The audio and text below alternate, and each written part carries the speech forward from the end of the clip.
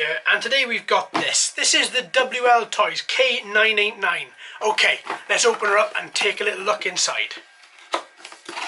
Okay, so this is everything. So let's have a little look at this car first. So this looks like quite a little beast. Like a rally car. Almost like a World Rally Championship car.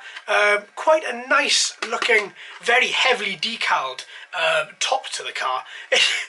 Oh, look at that. So the wheels and the body are very close together, therefore you're going to need to ride this either on extremely flat tarmac or on something like a laminate floor where there aren't going to be a lot of gravelly bits and lumps and bumps, otherwise you may risk damaging the either side of the body here. But that alone, this looks really quite nice. So it's held on by two little push pins at the front and two push pins at the back by the spoiler. Once you take these out, so that's the body when it's off the car, and this is the car without the body. That looks quite nice, doesn't it? So you've got your standard things, you've got your battery just here as well with your charging cable, as well as your cable that you would use to plug into the transmitter receiver here. Coming off that, you've got a little motor underneath here which can be seen from the underside of the car. The underside of the car as well, just to note, is aluminium. Also, we have a couple of gears and cogs on show here, so be careful with that. This particular car has its own steering servo, which is just based in the front here. You do get a couple of spare cogs and gears with this car, so should you need to replace them, then you can do that. It's also worth noting that this car is 4x4 directional, as well as it has its own independent suspension on the back rack, as well as on the front as well. And the bumper is foam. It should be quite impact proof. Now obviously the bumper just fits on the underside, just fits in there on the body, so you don't see it from outside of the body, but it does stay on the inside, and there's no bumper on the back of the car. So that's quite nice. The tread on these wheels, though, look at this. Wow, these treads are really, really good. I'm hoping this is going to be quite grippy. I've got a feeling it's going to be. So let's pop the top back on. As I'm doing this, it's worth noting that this car takes an hour and a half to charge, and with that hour and a half you do get 20 to 30 minutes of use.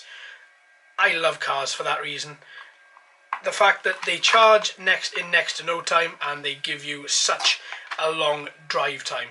Right, okay, so this is the third little pin going on, and then this is the fourth pin as well. That's nice. I like this car.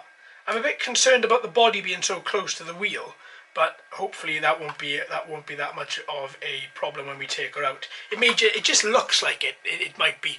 I don't know. But anyway, that's the car. That's quite nice. Let's put that to one side. Now let's look at this transmitter.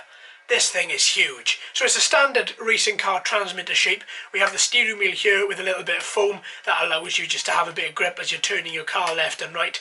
These buttons here are for trim. So you've got the first two here are for throttle trim, and then the second two are for steering trim. Obviously you've got your accelerator forwards and backwards there to reverse. You've also got your on and off button down the bottom here, and then underneath we have the battery bay, which takes 4 AA batteries. This transmitter does not allow charging of any sort, so you do have to ensure that the batteries you put in there are already fully charged. Looking at the top of this transmitter as well, we have an aerial. So rather than just having an internal aerial like we have with so many transmitters, this one is external and does fold out. And as you can see, there's no telemetry screen. That's a bit of a shame. I would have liked to have a little telemetry screen on there. So that's the transmitter. It feels big, feels quite sturdy in hand. This grip is plastic, but it feels a little bit rubberized. Not a lot, but just a little bit. And look at it in hand. That looks quite nice. You can get at the throttle and without any issue. Same as steering. So yeah, that feels quite nice. I imagine it would balance out because it feels a bit top heavy for the second, but once you've got the batteries in there, I imagine that balances out quite well. Right, so that's the transmitter. So what else do you get with this car? Well, you get a little box. Inside this box you have charger. as well as we alluded to earlier, there's the little pack of spare gears and cogs. You get the manual. Now this is really quite detailed. I haven't seen a manual as detailed as this in quite a while. Shows you exactly how to assemble all the electronic parts, should you need to, what needs to plug into where, as well as exactly how, using quite a lot of pictures, how to drive the car, as well as exploded diagrams. This is the bit that interests me the most. Exploded diagrams on how the car is made and how everything goes together. So when you do need to repair it, then this is exactly what you need to be looking at, and this is brilliant. So this means that the manufacturers, WLToys, know that this car is going to be used time after time after time, and you can get a lot of spare parts for this particular car. Okay, so that is everything that we get in this package, all nicely laid out. That's quite a lot, and to be honest, for the price of this guy, this is actually a lot more than I was expecting. I certainly wasn't expecting to have some of these spare gears.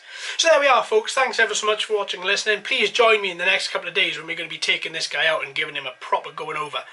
Please like and subscribe if you haven't already. Hello and welcome to all the new subscribers. I hope you're enjoying the channel. So until next time, my friends, happy racing.